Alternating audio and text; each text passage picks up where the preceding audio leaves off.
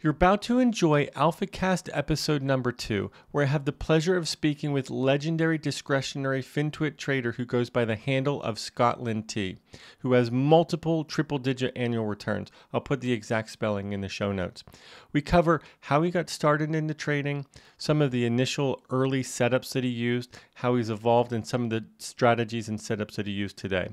For anyone who wants to improve their trading, I highly suggest watching this video in its entirety. It is jam-packed with so much incredible information that you'd be a fool not to. So without further ado, here's the man himself, Scot1and. Scott, I'm super excited to have you today. I know you're sort of a legend on the FinTwit. Just kind of wanted to get an understanding of how you got into trading and your journey. I'm glad to be here, and I love talking about trading and I guess my journey, and maybe somebody can learn something from that and improve it and not make all the mistakes I've had. So. Funny that you mentioned that, because there's been multiple traders, even in my last podcast, who I just interviewed, Carson Parker, who's a market wizard, said that you provided him some insights. I got into, I guess, trading or the interest in the stock market specifically when I was in college, and it was, the internet.com era. The environment was not unlike, what we had over in, 2020, 2021, where, everyone's talking about it. Stocks are going up a lot, and it's relatively easy to make money, and that certainly what happened. So I got in. I had I'm not going to say it's skill, but I had some tremendous luck, or right place, right time. Not in knowing that these are not normal conditions, but certain stocks that I'm buying, they're 400% or 500% going up. Stocks like E-Trade, Rambus, and a Night Trimark at the time was like an electronic market maker, which is. Everything's going electronic. That's certainly the right spot to do. And, these stocks are going 400, 500%. And I thinking I'm a genius. So, but I started, figuring out, how do you trade? How do you get involved in that? Isn't this risky? Isn't this, so kind of at the time, there was no Twitter, but there was Yahoo Yahoo Finance had probably the kind of the big financial hub, and they had message boards, and they would, you could chat around stocks, and you pick some stuff up along those times. And then they had chat rooms on Yahoo, which are kind of like I guess Discord has, now and so forth. But that's, kind of how you pick it up, and kind of became really obsessed with it. And, I thought it was much better than I was. The numbers, I had some big numbers. I'm like, we'll do this for a career. This will be super easy. And fortunately, I was in the place where, companies were looking to recruit, finance companies. And I went into an interview with a market making company in options. And they flew me out to Chicago. I interviewed there. I got the job, and I spent a year on the floor of the Chicago Board of Options Exchange. And that's kind of like what we saw in the last year, where everything just, dries up, and the environment had totally changed. The advantage of being at a market making firm is I wasn't allowed to trade our own accounts, so everything I had made in the .com era was safely packed away because I couldn't touch So that was probably the best trade I made at that time. The job ultimately did not work out as the market sold off. People traded less, the volatility was less. Options market makers made less money, and they started, you'd see layoffs from such and such firm this week and the next week, and you'd hear the firm really thinned out. So about a year in, they said, well, we're going to have to cut their, our training program, our trader, so what do you see in the next step? And thought, I could see already at that time trading was going to go from open outcry, making markets on, pricing them on in a pit style to going to go electronic. Right.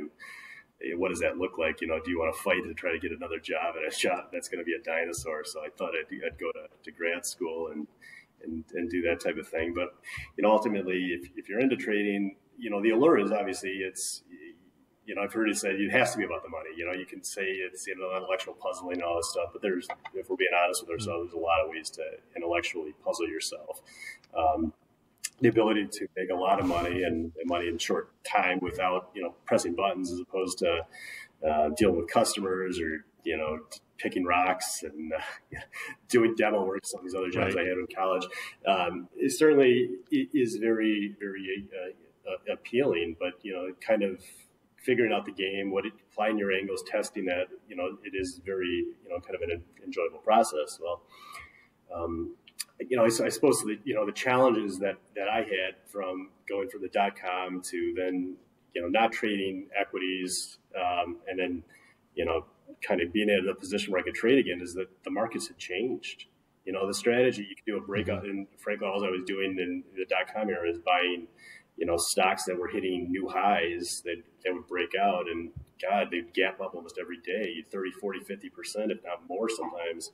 And try that, the next day you get hits and you gap down against you, or, as a more realistic market, and trying to refine a strategy, that was going to, you can't force your will on a market that's not going to let you. So that was probably the biggest challenge that I had, is being able to readjust. And, and I guess I could kind of talk about that process, but, what that looks like. And, you just really had to kind of look at stocks. And, unfortunately, there's so much information out there. There's really doesn't take you to tell you how to follow it in the past. So, you pick up something in a book, and, then there's another book that says something else. And, oh, this looks good. And because all the examples in every book, they work beautifully. It's funny how that works, right?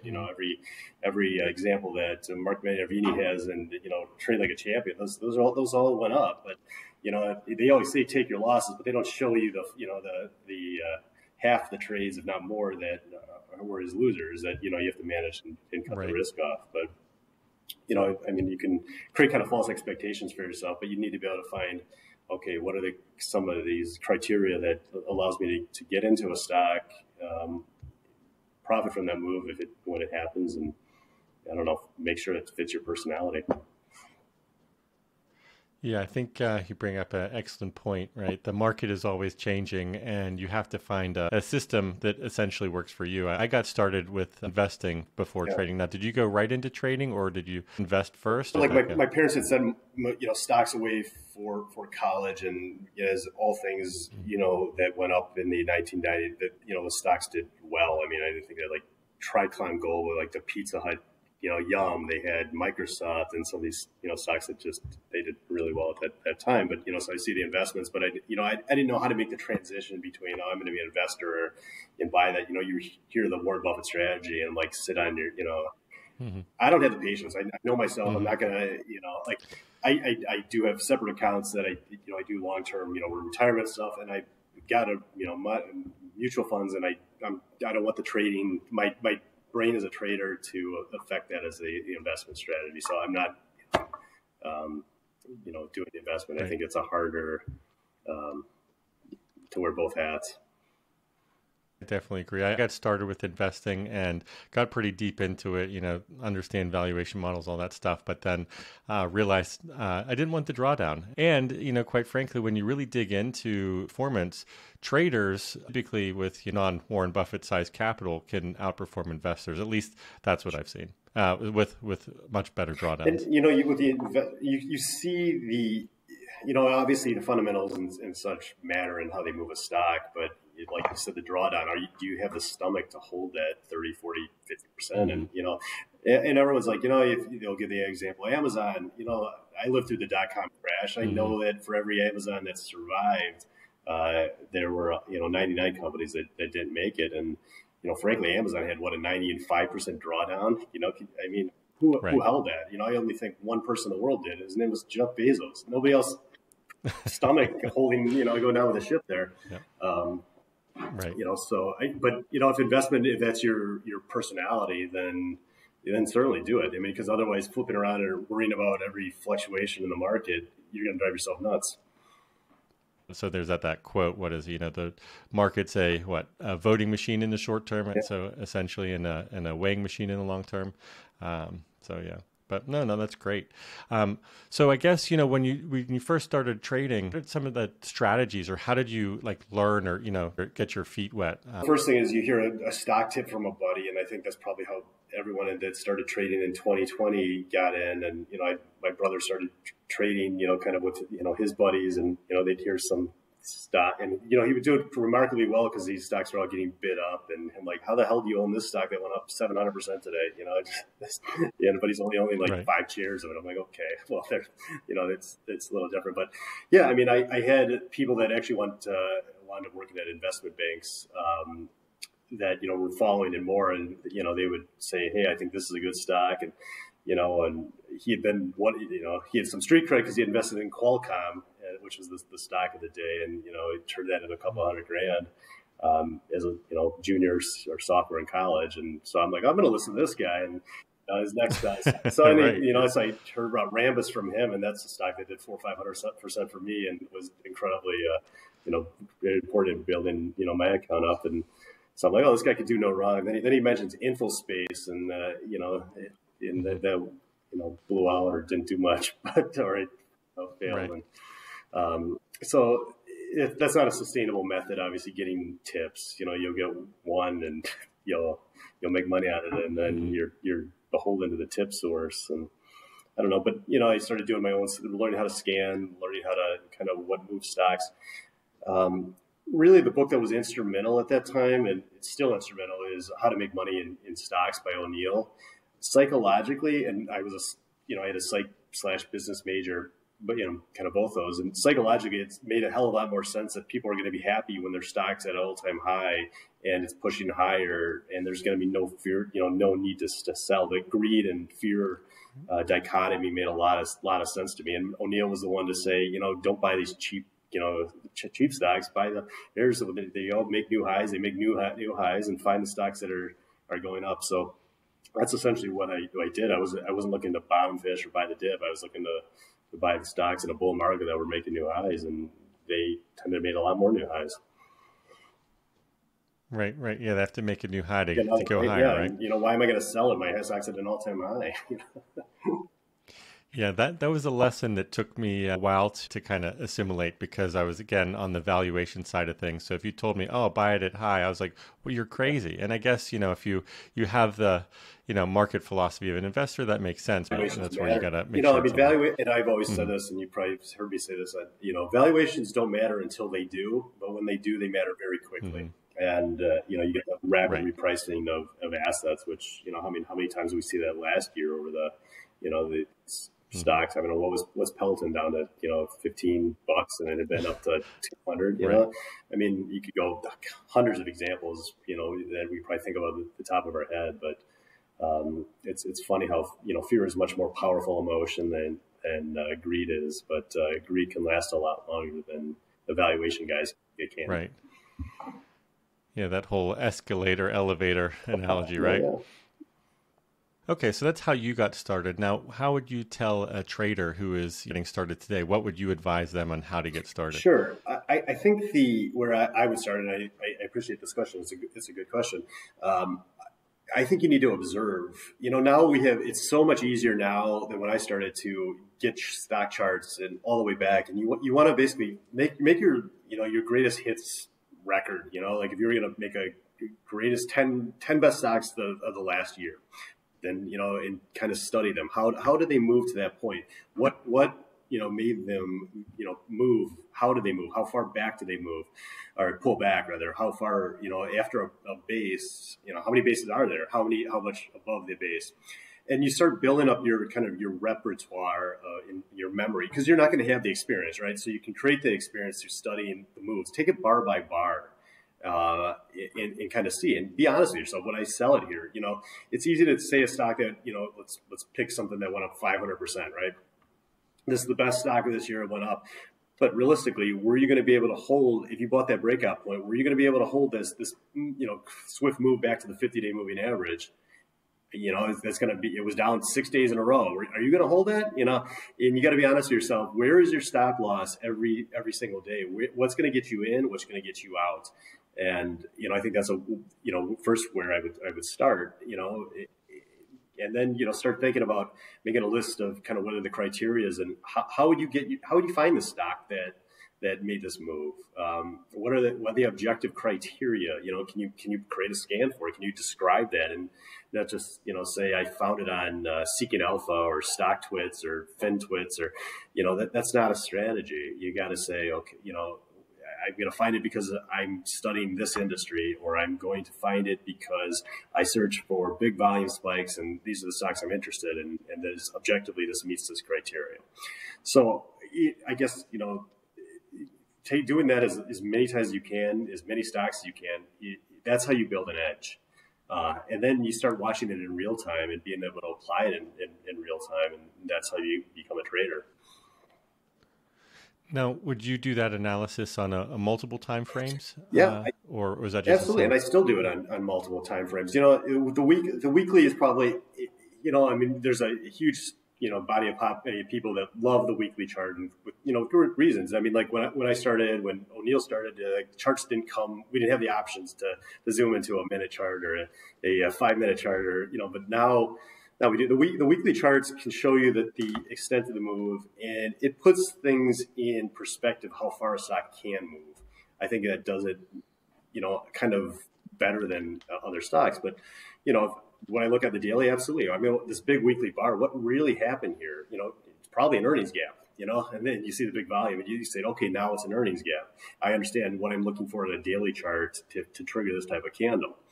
Similarly, I'll even zoom in and, over the last year, I've really grown to this 5-minute or 10-minute candle. I'm looking to see how the price comes in at those kind of congestion areas. And a lot of times you'll see, for example, a wick formed on a daily chart or a weekly chart. What did that wick really look like in real time? And most of the time I'm seeing that like if I'm looking at a 10-minute chart, well, that all happened in the first gap up 5 minutes of the day, and then it was closed. But if I'm looking, I'm going to put my trigger at the top of it, and I guess looking at thousands and I don't know how many untold many charts I've looked at, with this. If you see, these candles, doesn't matter if it traded, if the stock, if the daily candle, a lot of people would say, well, I'm going to buy it when it hits the new high of the day. I don't think it matters. I've looked at it. I personally like the congestion areas. When it establishes a congestion area and it goes above that congestion area and it's able to hold it, by looking at the 10-minute chart, that has more significance than, if I'm just relying on a longer term for that chart. But, certainly the battle zones are there and on every time frame. And, the charts really do line up together. Like a pivot point on a daily is going to line up with a pivot point on a weekly in the 10 minutes. And, you can even get to, let's say you have a weekly breakout level and really everyone knows where it is. It's kind of funny. I mean, and I'll do it for just entertainment value, but pull up a 1-minute chart and, the stock will trade above that, let's say it's $20. It'll trade, 20.05, 20, and like the orders are getting filled because they're going back and forth. It's not like 20.01 is going to be your trigger that's going to go up, but it's basically you're in a battle zone at that point, and you're watching to see who is really going to take control of that battle. Is it supply or is it demand? I'm not making the decision on a minute chart or, but I like to see how, our stocks actually behaving like you would expect them to see at these congestion levels. You want to see the kind of the full fight, and then you pick the winner and you join the winning side when it becomes clear. Sure. Now, from obviously I'm a systematic trader, so rules are sort of set in stone. When I hear these conversations with good discretionary traders, and it seems like they've built a lot of intuition around how the market works and just kind of has a feel for that. So that brings up two questions. You mentioned earlier about your stop loss. Do you have like systematic rules or any of that type of stuff, rules set in stone? And then from an entry perspective, I know we've talked about the Slingshot and things like that previously, but, is it more feel or is it more, here are the rules and here's how I'm going to tackle it? It's because, I guess the long answer is I know where I'm setting my stop loss. And it's going to be, I'm going to look at a congestion zone. I don't care what, stock it is. I'm either going to say, if it gets into this congestion zone, that's a failure. For example, if I'm trading a breakout and I want to take a very tight leash on that, I know that if it's pushed back below that breakout point, why do I need to wait to the end of the low of the day? It's not, the stock hasn't shown me what I want to see. Mm-hmm. If it's a stock that's trading a little bit loose, and I'm going to put my stop at the congestion zone. I want to say, hey, here's where buyers came in last time. I'm expecting them to see it. Now, objectively, how do I just describe what that is? I guess I really haven't tried. I know Lord's I can see it on the chart, and that's where I immediately put in when I enter the order, when I'm in. Whether it's a manual or exercise, I'm certainly alerting to myself where I'm out. Yeah, you know what I mean. Got it. No, that makes sense. And most of the time, I'll set a hard stop just because, and I might plan to get out of it earlier before that, but you never want to be in a situation where technology goes out and you don't know if you let us know a place that you plan to get out manually, and you can't log in. If you want to have that system in place, the other risk management. Sure, that makes sense. And I think you bring up an excellent point. I mean, I guess, your rules depend upon, the setup. So for new traders, if they're thinking about maybe a setup to take, also think logically, if it's going to be a breakout, it should break out. So it really shouldn't retrace back prior to your entry. Is that essentially what you're saying? That's what I'm saying. You could have a breakout that technically doesn't fail. I mean, like how many people will put it at the low of the day? I mean, that seems to be such common practice that if you've got a breakout and you see a failure, I mean, I can look, I'm looking at Palo Alto right now. That's an earnings thing, and it pushed over 188 right now, but at the next bar, it's back under that. Why would I wait till it goes to 183? It already, if I were trading the stock, I'm not trading it right now, but why wait till it comes all the way down? It just showed you it wasn't ready to move right there. You can always rebuy it if it sets up again, but I guess that's kind of how I do it. Sure. And then I guess I should clarify, when you say congestion point, do you mean just a lot of action there, or are we talking about volume profile? I've read the kind of the value profile, book. I don't use volume profile charts, but I think there's a lot of the concept I like, where time at how much price, how much a time is spent at a certain price level has a lot of significance. More so than the volume. The volume certainly can weigh into it, but seeing that a stock is spending a lot of time, and that's essentially the volume or the market profile charts. But you can just put up any time frame you want, and you can see kind of there's areas where a stock sets up a trading range. It might be on a 10-minute chart, but a 10-minute chart might have a different trading range than a daily chart, and it should, right? But you see kind of those multiple trading ranges, and stocks will trade between trading ranges. So if it gets into one, it breaks out, it'll go, typically test the next, congestion area. It either gets accepted in that and, gets back into that range and builds up and maybe goes higher, or it gets rejected at that point. But they'll typically, kind of bounce between levels. A lot of times, I'm sure you've seen this, but the stock will gap down and it'll trade back to the opening price, and then it'll sell off again. That's just making sure that that initial, I guess, bet of the sellers that are going to gap it down is still on the table. But that's kind of how I refer to these congestion areas. Okay. So now take me back to, I'll have to link in the description about the Fishhook and the Slingshot strategy. But, take me back to how do you, obviously as a professional trader, start developing these trading strategies, and what process would you work through in developing a setup? And I'll actually just talk through how I, kind of work through the Slingshots and Fishhook. So those are the two main strategies I use, or what I call the setups. I have I don't know, habit, maybe some of the find it annoying, but I name my setups. I like it, because then it makes it easy for me to remember, what exactly it doesn't sound, I don't remember that. But so what I essentially started, the concept of the Slingshot was I wanted to find a way to buy stocks on a pullback that were strong. I got sick of buying breakouts that just got chopped. I hate failed breakouts. I hate getting, you buy a stock, it looks great, and then it gets gaps down on you the next day, or something. I thought that was just more risk than I wanted to take. And so I started kind of working out, okay, well, first off, how might I get into the stock? I mean, I could buy a dip to a 10-day moving average or something like that, and that's certainly something that, people do. Oh, it's at the 10-day, I'm going to buy it. But how do you know it doesn't just keep slicing through and going down? And that was the problem I was trying to solve, is when can I buy a stock at the best level right before the momentum, works its way back up? So, first off, you want to be in and just as a general, a strong stock, a stock that has established a trend. And then you want to see that it's pulling back and that downward momentum has exhausted. So I guess through trial and error and looking at, so many charts, I kind of realized that if a stock could reclaim the moving average of the highs, and that was the revelation I've had. I've never seen anyone use a moving average of the highs before. But once I did that, I'm like, well, once it triggers above this, it's telling me that the stock now has more momentum than the highest price of the last 4 days. And, it tended to be,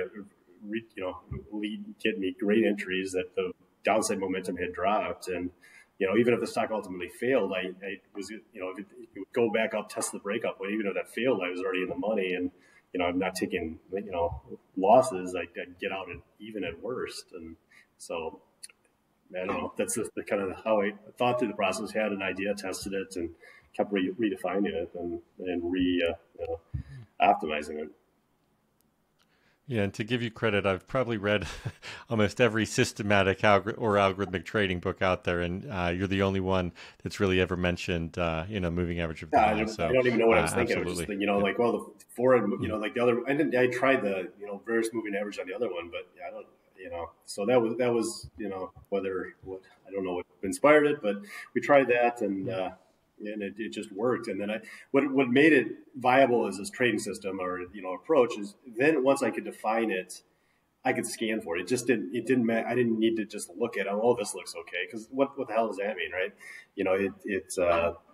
Stock kind of looks good. And, and that's some of the problems I have with some of the people that, say, this setup is like a volume contraction setup. And I certainly understand the kind of what's happening in the pattern, but how do you find that without rote manual just going through it? I'm not a good enough coder to be able to define those criterias. But with the Slingshot, is finding a stock that's in an uptrend that's over the 4E or that's crossing through the 4 EM of the highs. That became relatively easy for somebody with limit coding to be able to code. So. That's kind of, and then it becomes repeatable. You can look at it and, set your alerts and kind of find it.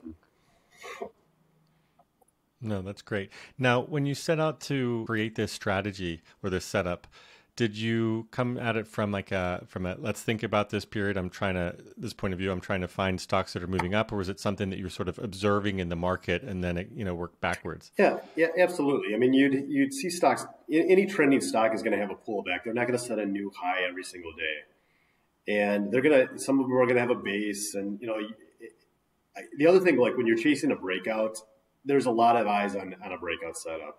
And I was getting slippage in the stocks, like if you're trying to get your stock, everyone else is trying to get a stock, and all of a sudden you get that first candle, that first spike, you get a terrible fill. And I hated that as well, because then that meant I had to either tighten my stop or take stock off because, my fills were bad and I was taking more risks than I wanted to. But it was like, observing, kind of where is fewer people interested in this and, kind of and finding that and, zeroing in and trying to optimize the strategy off of that. So that's my pullback strategy. I do, I still will trade range breakouts from time to time, but all things equal, I'd rather kind of let the others, price exploration happen and not chase the crowds. Yeah, that makes sense. And then not chasing the crowds, that's also part of the Fishhook strategy, right? Can you elaborate a little bit on that? So the Fishhook came out of something, and I had been a member of a stock website called Stockbee, and I know I've talked with MHP, who's also a member there, and it was a great environment because so many people that, Kristen Kwalmagi came out of there, just all these great traders, and you could bounce ideas, and then, and Stockby, Pradeep, his philosophy was always, just because someone says that relative strength is going to perform better in a pullback, why? Have you tested it? Test it, look at it, run the thing. And, there's certainly the people that would do that. So one of their favorite, strategies that, Stockby uses is the EP, episodic pivot. In other words, there's this big change that's happening, and it's going to, inspire the change. This is a stock that's been ignored, and all of a sudden now everyone's going to want to buy it. It's going to go up. Facebook was a great example of that. The first, everyone thought Facebook was going to be dead on arrival, and then it has that first earnings report that everyone chases in, and so I'm like, oh, I like this idea. The problem is every earnings gap, you'd think, oh my God, is this an episodic pivot? Well, again, earnings are good. Maybe I didn't have the fundamental analysis that you had as an investor, but I had so many false triggers that it just didn't seem to be something I could effectively do. And I know there's people that do it, really well, but it wasn't me. So I started looking at these stocks that were had the episodic pivots, and what would I, and I asked myself, what did I give up, and what do I gain if I don't buy that first day? If I don't, I let other people determine whether this is going to be an episodic pivot, this new big earnings gap, or, how many ways have, people describe those, these big moves, and say, what characteristics do the winners have versus the stock that just gaps up on earnings and then fades, over the next couple of days. And what I started seeing is, okay, well, on day two, the stock usually trades below, that close on day one, but it gets bid back up. Maybe it takes day 2 to 3, 4, whatever, but it happens relatively quickly. It establishes kind of this trading range that what they're saying is people that, just got this windfall of the stock gap up, they're not taking profits, or if they are, it's getting absorbed by bigger fish. And, and once it was ready to push through that high end, that now I look at the congestion area, but where's the congestion area on day one? Once it's ready to go through that point, the stock seemed to be, rapidly accelerate in price. And, all the sellers were gone, and you see those moves. So that's kind of how I came up with, what I was looking at, what I was thinking through. And then so any of these stocks that gap up, I'm setting alerts and I'm watching every single one of them, but I'm not buying unless they prove themselves on day 2, day 3, and et cetera. Now, are there some instances where I'll miss a stock because the next day it gaps up again? And yeah, I mean, it happens. And that's one of the things you miss out on. If I was a great fundamental analysis that I could tell you which earnings winner is going to keep going up for the next 3 months, that's a skill I don't have. I wish I did, but I think it's very very rare. So I did the next best thing.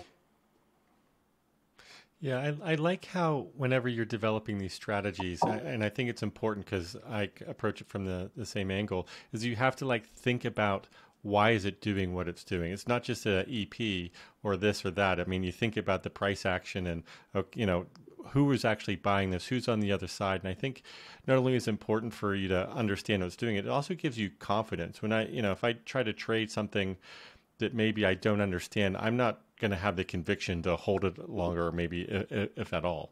Yeah, I think that's true. I mean, I think you need to think, it doesn't matter what your strategy is. Why is this price action for me, as opposed to I'm going to scan for, I don't know how many different candle patterns there are, but you can probably find 1,000 random patterns in every stock every day. But when does it go from random to significant, and why, and what are people, what is the buying that signifies it? What is, I don't know. I think that's kind of the question that we need to ask ourselves is, what does it look like why this is happening? What's my theory on that? I mean, right. How many times do you see, and this is just an example, that you'll see somebody will say the Fibonacci's, or it hit the retracement, or this moving average, or whatever, and maybe that's a viable strategy, maybe it's not, but I've seen people say, well, I'm gonna look, there it goes, here's an example where it hit the moving average and bounce, and I'm like, sure it did, but it also, this was a support area from, there's all this price congestion at that same level, is it the moving? Is it an imaginary line that people are rushing in to buy, or is it because this is where it had previously found support? And I think kind of asking the broader questions. What if I manage in a multi $1 billion hedge fund? Am I buying it because it hits a moving average, or is it because it's at a valuation level at that level? That I feel like I can support it. Right. Speaking of valuations, MHP did say that you actually helped him create a strategy when he was looking for new strategies around IPOs. Can you share a little insight into that? Sure. MHP is a great systematic trader, and he was a member of StockB, and he actually helped me create some of the coding for the Slingshot and tried to get rid of some of the false signals. So the admiration is mutual. I respect the hell out of that guy. So with the IPOs, I decided, there's always a pain point that makes you want to go do a study. And I saw that there were these IPOs that just took off, and I swung out of it. I made a couple points, and then it was a stock of the year, something that goes from 20 to 120. And I'm like, why did I miss this? Why did I? So I studied every IPO. I went back and got the data on, I think 5-6 years. And I don't have the coding thing that some people might, but so I manually went through every single chart of every single stock and looked, was it the underwriting? Was it the float? Was it things? And was there any edge I could develop with trading IPOs just by looking at every IPO? And it kind of turned out that, well, gosh, when an IPO, and they trade in different, and what I guess I get to the conclusion is, yeah, absolutely. IPOs trade different depending on how old they are. Whether maybe it can be attributed to, have institutions taken a position yet? Is there a lockout expired? Various things, but really, just like if you have kids, an infant's different than a toddler. An infant has the emotions that, go up and down, and toddlers are a little bit more normal as toddlers too. So maybe the analogy, but I call the IPOs and difference between infants and toddlers. Infants can spike and they can go up really high. Toddlers are more sustainable for longer trends. So just kind of knowing that information tell me, am I going to take a stock as a swing trade, or am I going to try to squeeze something more out of it? In IPOs, when they hit a new high, they can rip, even at the infant stage. However, when let's say the toddler 2-3 years out after a stock is IPO'd, if I know I've seen something that's IPO'd 2 years ago, and then I've got this big, we'll call it the EP, I think that's the highest on my list all the time, because this is the first time that people have done the research. They're willing to put a ton of volume into this. And a lot of times that's where the biggest moves of all time have started. It's these newer companies that have had their first big winning earnings report. It takes a little time, maybe a year or two, to work through that kind of the infant hiccups. But once you get there, that's certainly something. So, UPST, had that kind of that criteria in 2020, right? Where it started 50 and, then reset. So you want to see a reset and then, another push higher as it works through its process. And then but most of them, if you're getting the statistics, and I think a lot of people, why they might ignore the IPOs is they'll see, well, 90-some% of IPOs actually trade below their IPO price. And yeah, that's true. But it doesn't mean you shouldn't trade them. You can answer that for yourself. For me, I saw there were edges and on certain time frames. Certainly don't invest in day one and expect to hold it for 10 years, and that's going to be your strategy. Yeah, there's two things that you said there that really resonate with me. The first is that I feel like almost every trader story who's really made it has done some type of deep dive and really dug into the details. I mean, both you just with your IPO story, Christian with his EPs and whatnot. And then it makes me a little nervous because as a programmatic trader, I fear, you know what, am I not getting as close to the details? Yeah, and I mean, well, I guess you have to answer that for what it means on, like, do your deep dive on the, if, even a systematic trader does, if you look at a different, your holding time frame, does that impact, what your trade might be? I think, that's something that really everyone needs to answer for themselves, and it's not their personality. I don't care what, strategy. I'm never going to be a quant. I know that. That's not my my psychology isn't built that way.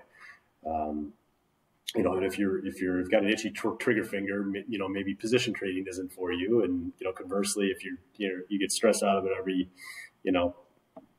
50 cent pop, maybe you don't want to be a day trader or whatever. I don't know. But you have to find something that works for you. Right. Yeah, I think the market and your style chooses you. I don't know if you choose it. Well, I don't think you know. At least that's what I found. I don't think you know who you are. I mean, you find out very quickly. Mm-hmm.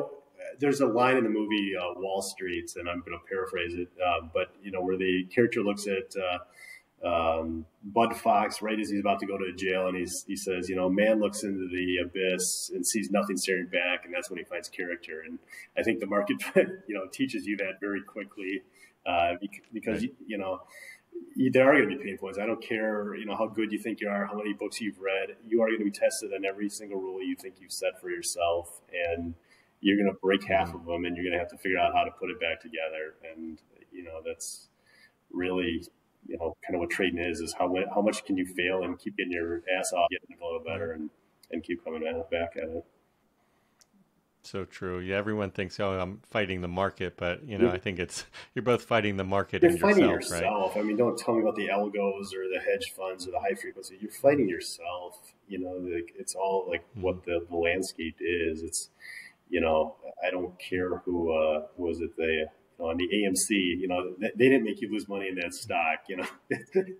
It's right. Your greed and your inability to take a loss or an inability to take a profit. I mean, I know people that were big into that, and they were convinced it was going to go to the moon without realizing it's already hit the moon. It's coming back. Perfect. So now we've discussed, 3 different setups. Do you have any more setups, or what do you think? A new trader, I guess, maybe start with one setup. One or two. Do something that you can be consistent on it.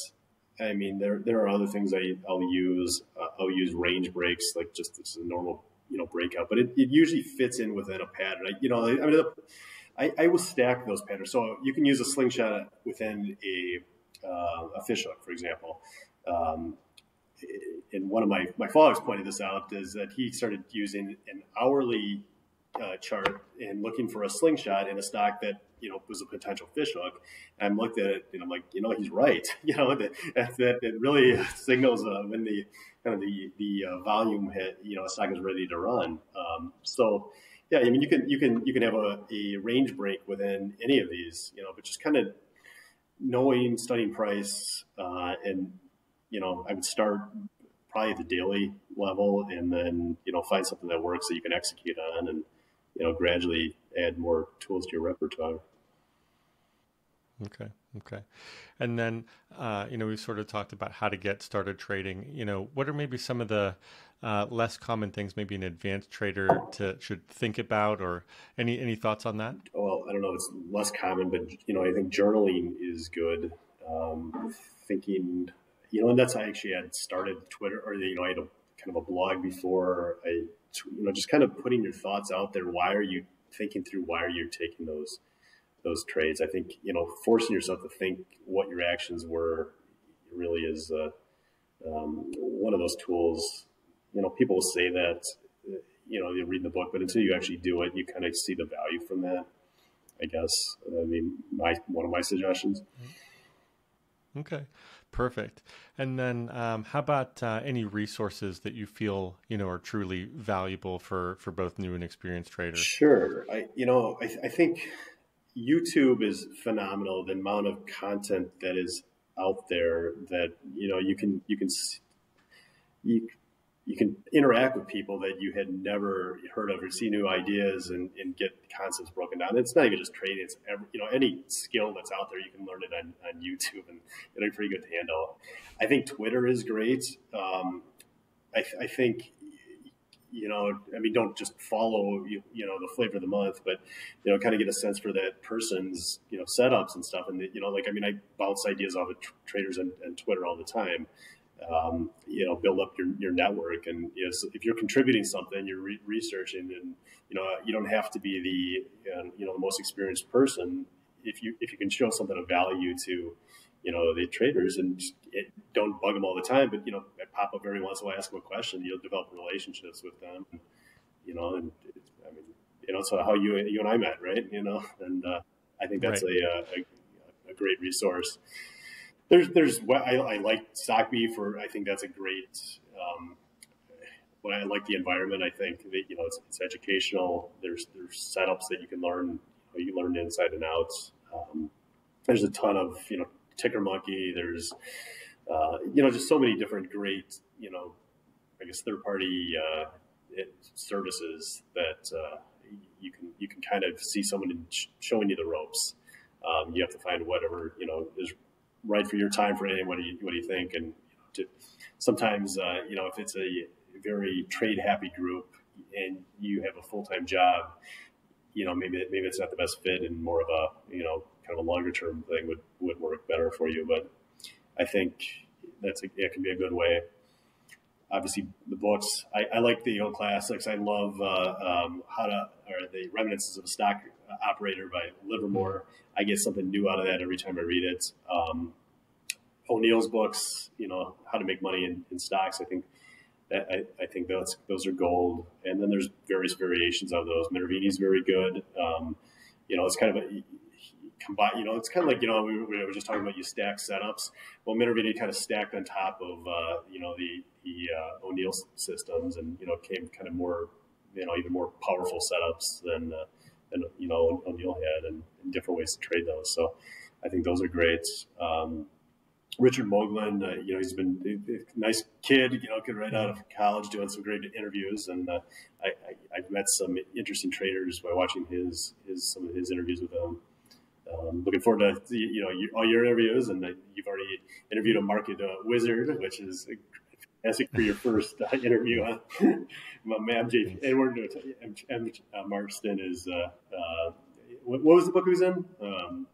Unknown Market Wizards. The Unknown Market Wizards. Yeah, and there were, I know there were.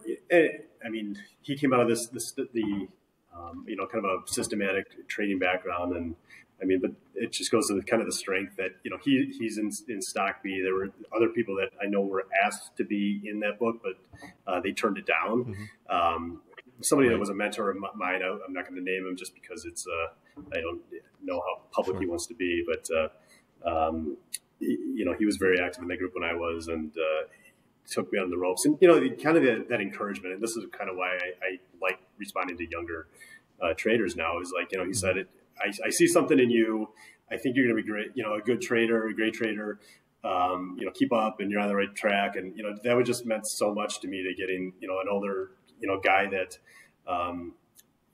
was getting triple digit returns, and just incredible trader, have him reach out and say something like that. And, certainly kind of lit a fire to, I'm going to go get it. And, then he was able to, I kind of put out some of these ideas, the Slingshot, the Fishhook, and what he was able to do with it. And, I was originally, the Fishhook was not necessarily the earnings winners. That's what it's become. But it was like, how do I find one of these, stocks that are just going to go up a lot? And, and I was trading kind of junk stocks at the time, but he started, kind of using it in earnings, and he's like, holy shit, this is pardon my language, but this is, this works. I can use this. And I'm like, okay, well, maybe I am onto something. And so, I think that's great.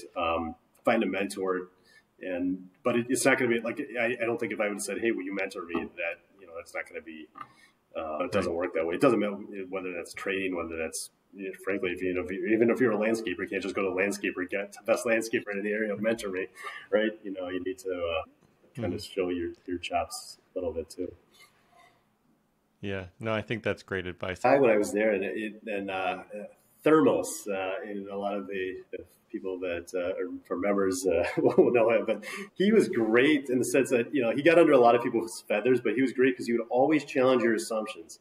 And he said something else, and he's like, "No, have you tried this, and it was just kind of these things, and he poke holes in every great idea you thought you had, and it made it so much better." And so I owe him a lot of gratitude, and that he was so good at I mean, these certainly aren't the only strategies I've tried. I'm like, what am I to try a weekly chart when it makes a new high? Is this going to work? And works once or twice, and then Thermos blows a hole into your thing. And so I thought kind of having somebody that is going to not just let you fly on your assumptions, and somebody's going to challenge it. And it's so easy to have recency biasy. Right. It's either your assumptions or your money, right? I'd rather be your assumptions. You can't have I think as a traders, it's naturally to have a big ego. I think it's hard to mitigate that. And, people say, "Oh, I've got no ego. Our trading is boring." No, I mean, it just isn't. I mean, it's kind of this humble brag. I think good trading is boring, but it's not, right? You see, I don't care who you are. You're going to get excited about, the money piling up or the money going out. And I think you have to be, and you have to kind of have the confidence that in yourself that you're going to figure this out. Right. Yeah. Any time I've started to feel like I've got an ego, that's basically the best market indicator that I need to just sell everything. 100%, 100%.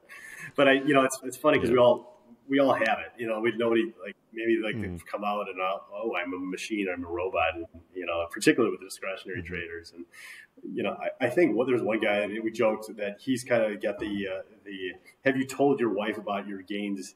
And if you reach that point, it's definitely time to sell, because you feel that good. You're overconfident. That's kind of the good signal. So if somebody tells their wives how good the market is, we're going to head over. Yeah, that's fantastic. Perfect. Okay.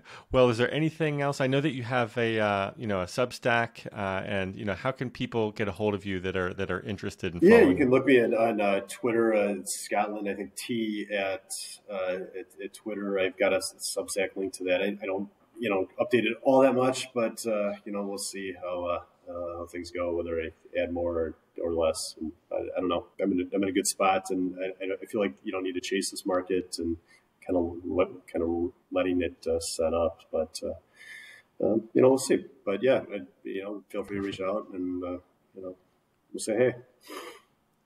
Perfect. And then I'll also link all of your information in the show notes. So awesome, Scott. Well, I appreciate your time today. I felt like it was extremely valuable for both new and experienced traders alike, and can't wait to see what else you do. Cool. Thanks. Yeah, it was a pleasure. Bye. Bye. Take care. With 2 episodes under my belt, one thing that surprises me with both of these legendary traders is how absolutely humble they are. Now, I'm not sure if this is due to the market being a master, or if you need to be introspective in order to beat the market. Maybe it's a little bit of both. I wonder if this trend will continue. Regardless, if you like this episode with Scotland, please give it 5 stars or thumbs up on whatever platform you are, so that other traders can hear this fantastic guest. Thank you.